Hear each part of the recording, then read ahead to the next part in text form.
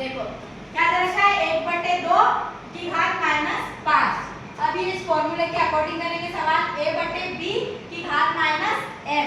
तो ये a है और ये क्या है, b। 1/2 की घात -5, तो a/b की घात -m के हिसाब से 1/2 की घात -5। फिर क्या हो गया कि b/a की घात m।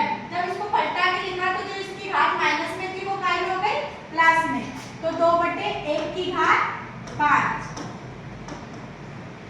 अब 2 की घात क्या है 5, तो कितनी बार लिखेंगे इसको, 5 बार।